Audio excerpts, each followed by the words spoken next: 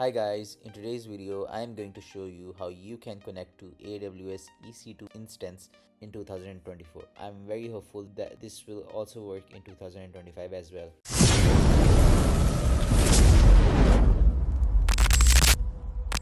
So first of all, you have to go into Google AWS EC2. After that, you have to come down to this right here, Amazon EC2 Cloud Compute Bestie. You have to open this link and click on Get Started with Amazon EC2. Here it will ask you for login. I will be logging in from here as a root user email address. If you don't have an existing AWS account, you just click here and create your own AWS account. I will type in my AWS account name and then verify my email address. They've sent an email verification to my email address, so let's just open the email address. So yeah, here's the email address.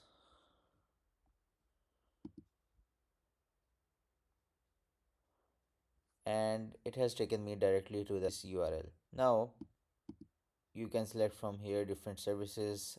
I want to do EC2, so I will come to EC2. You can also change your location from here. I am good with the EU North one, and let's say launch instance. So here this window will open. Now you have to name your instance. So my instance will be named as Umar instance.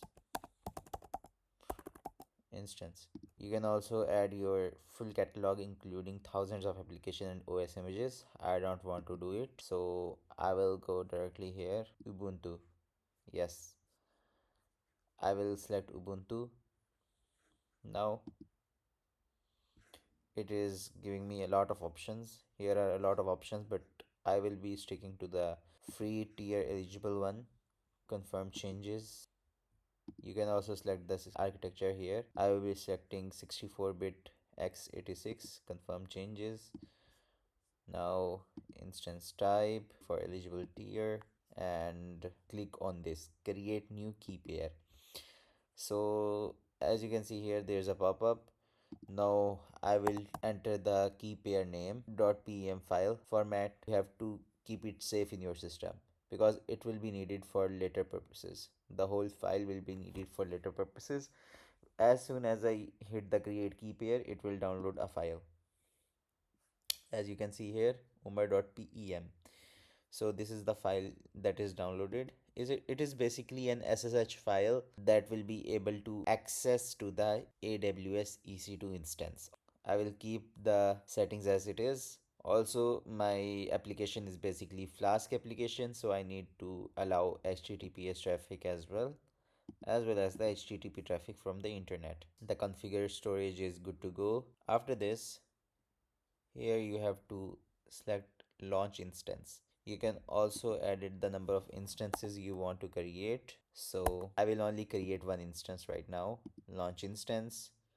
So it's creating the instance. Now